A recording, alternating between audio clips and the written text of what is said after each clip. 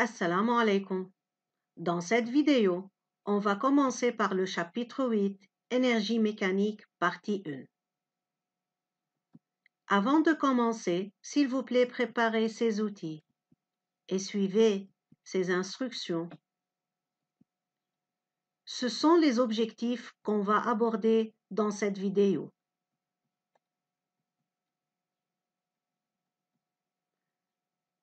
Du chapitre précédent, vous savez qu'une force effectue un travail lorsque son point d'application est déplacé. Et pour déterminer le travail d'une force, on utilise la formule W égale F fois D.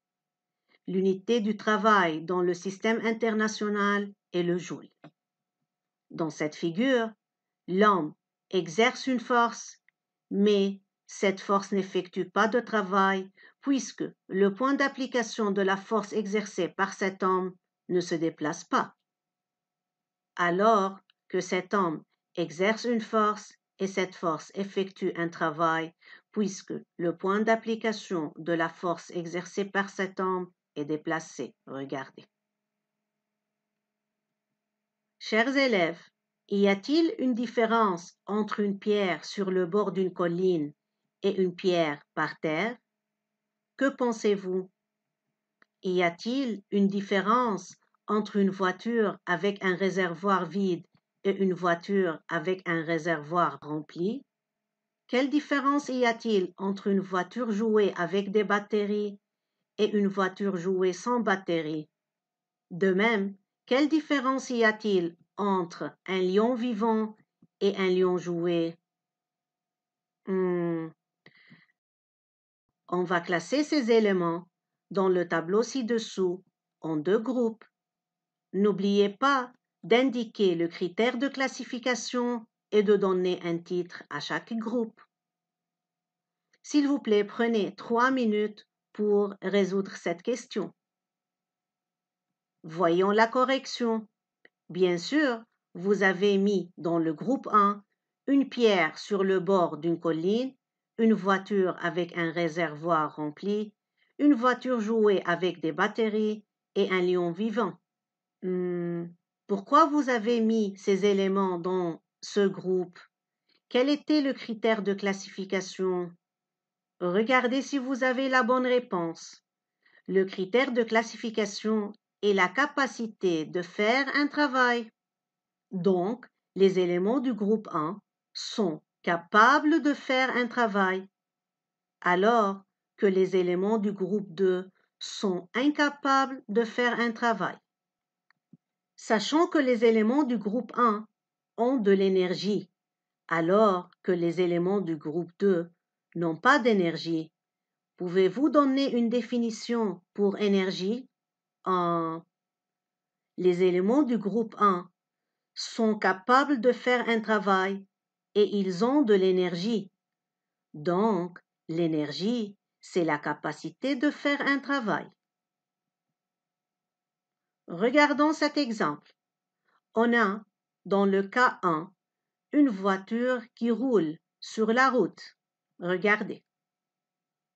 Cette voiture est-elle capable d'effectuer un travail? Oui, bien sûr. Comment? Regardez. Si on met une boîte devant cette voiture, lorsque cette voiture roule, elle peut déplacer cette boîte. Ainsi, le point d'application de la force exercée par la voiture sur la boîte est déplacé. La voiture possède-t-elle de l'énergie? Oui, bien sûr. Puisque cette voiture est capable d'effectuer un travail, alors elle possède de l'énergie. Mais quel type d'énergie? Tout corps en mouvement possède un type d'énergie appelé énergie cinétique. Donc, la voiture qui est en mouvement ici possède de l'énergie cinétique. Observons le cas 2. On a une voiture au repos, elle ne roule pas, avec un réservoir rempli. Regardez, le réservoir est rempli. Dans le cas 3, on a une voiture au repos, elle ne roule pas, mais son réservoir est vide. Regardez. Les deux voitures effectuent-elles de travail? Non, elles sont au repos. Quelle voiture est capable d'effectuer un travail? Regardez, les deux voitures sont au repos, mais la voiture, dans le cas 2, a un réservoir rempli. Alors, elle peut effectuer un travail. Donc, la voiture, dans le cas 2, peut effectuer un travail. La voiture, dans le cas 2, possède-t-elle de l'énergie cinétique? Non. Pourquoi? Car elle n'est pas en mouvement, elle est au repos.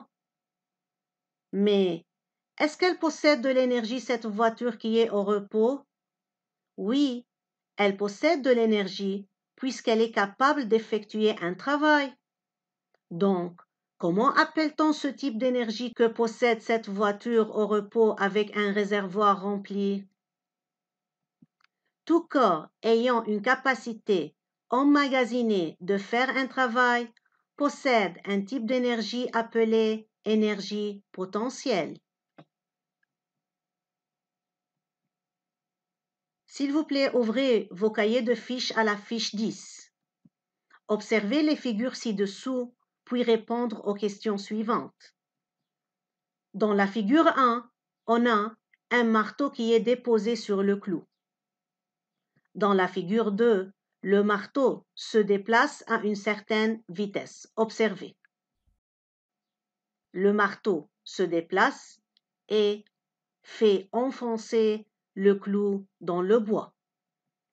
Dans quelle figure 1 ou 2 le marteau effectue un travail? Justifiez la réponse. Bien sûr, dans la figure 2, puisque le point d'application de la force exercée par le marteau sur le clou est déplacé. On voit que le clou s'enfonce dans le bois. Les mêmes figures 1 et 2. Observez. La question 2 maintenant. Est-ce que le marteau dans la figure 1 possède de l'énergie cinétique? Dans la figure 2, justifiez la réponse. Faites attention, un corps possède de l'énergie cinétique s'il est en mouvement. Dans quelle figure le marteau est-il en mouvement? Le marteau dans la figure 1 ne possède pas d'énergie cinétique car il n'est pas en mouvement. Il est tout simplement déposé sur le clou. Il est immobile. Le marteau dans la figure 2 possède de l'énergie cinétique car il est en mouvement et il enfonce le clou dans le bois. Si le marteau dans la figure 2 se déplace à une vitesse plus grande, est-ce que la quantité d'énergie qu'il possède change? Justifié. Regardez, le même marteau va se déplacer avec une vitesse plus grande.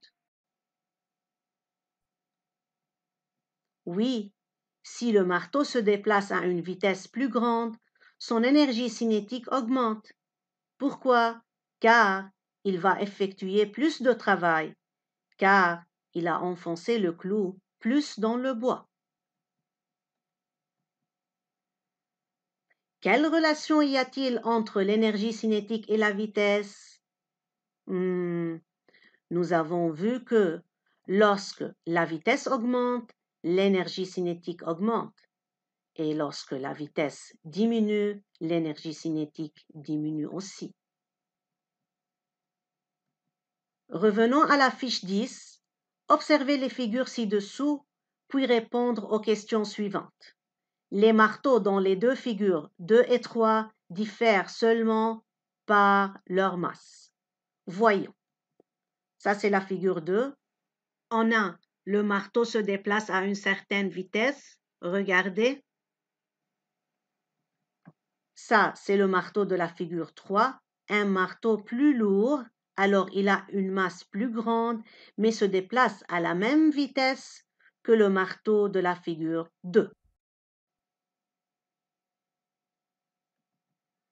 Le marteau de la figure 3 se déplace à la même vitesse que celui de la figure 2. Est-ce qu'il effectue le même travail? Justifiez la réponse. Pour répondre à cette question, regardez le clou qui s'enfonce dans le bois. Non, le marteau de la figure 3 effectue plus de travail puisque le clou s'enfonce de plus dans le bois. Regardez. Observons de nouveau la figure 2 et la figure 3. Est-ce qu'ils possèdent la même énergie cinétique? Est-ce que la quantité d'énergie cinétique est la même pour les deux marteaux? Expliquez. Non, le marteau de la figure 3 possède plus d'énergie cinétique car il effectue plus de travail. Le clou s'enfonce en plus dans le bois, n'est-ce pas? Les deux marteaux se déplacent à la même vitesse. Pourquoi l'énergie cinétique du marteau de la figure 3 est plus grande que l'énergie cinétique du marteau de la figure 2? Quel facteur a affecté l'énergie cinétique dans ce cas-là? C'est pas la vitesse du marteau, c'est la masse du marteau. Alors, indiquez les deux facteurs dont l'énergie cinétique dépend. On a vu que l'énergie cinétique dépend de la vitesse et de la masse du corps en mouvement.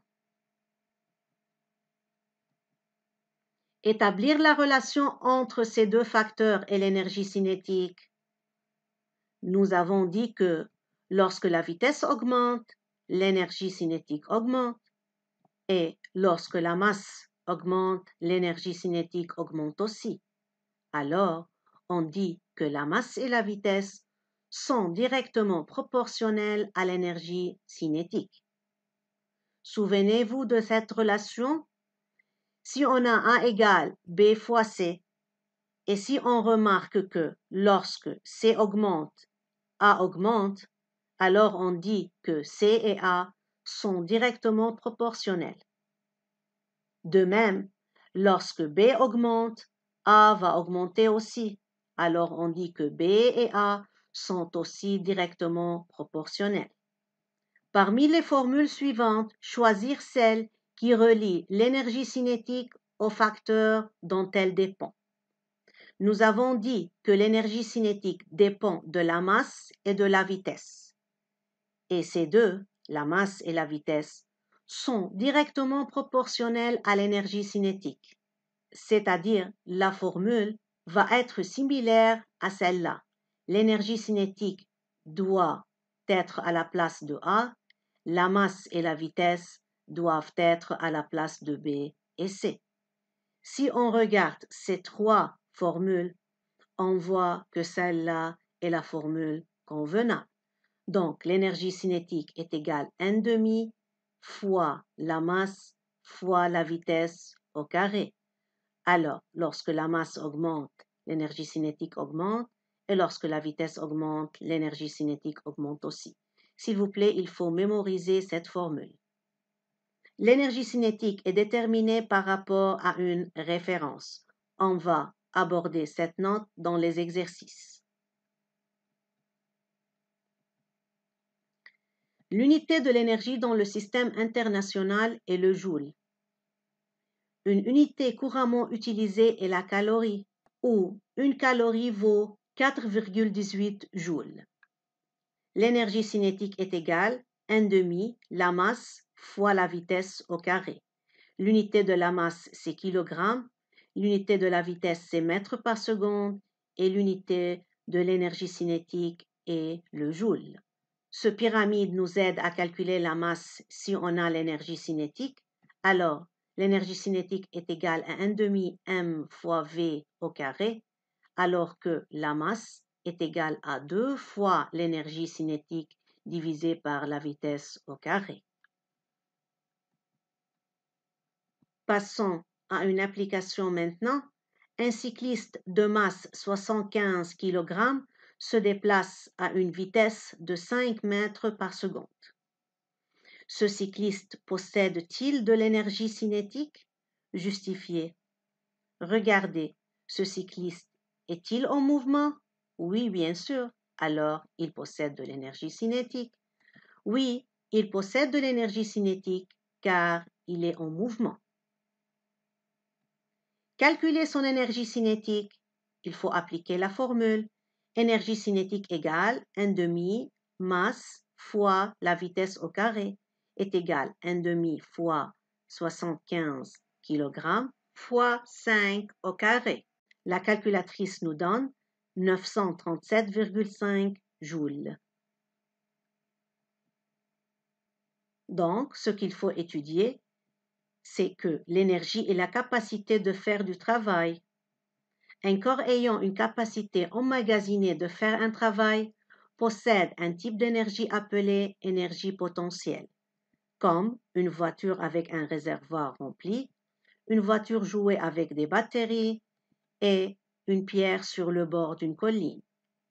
Alors qu'un corps en mouvement possède un type d'énergie appelé énergie cinétique, comme ce cycliste qui conduit la bicyclette. Aussi, les deux facteurs dont l'énergie cinétique dépend sont la masse et la vitesse. Ainsi, lorsque la vitesse augmente, l'énergie cinétique augmente, et lorsque la masse augmente, l'énergie cinétique augmente aussi. C'est la formule par laquelle on peut déterminer l'énergie cinétique d'un corps, et ce sont les unités dans le système international. S'il vous plaît, étudiez le sommaire, l'exercice d'application et les questions de la fiche 10. À bientôt dans la prochaine vidéo. Wassalamu alaikum.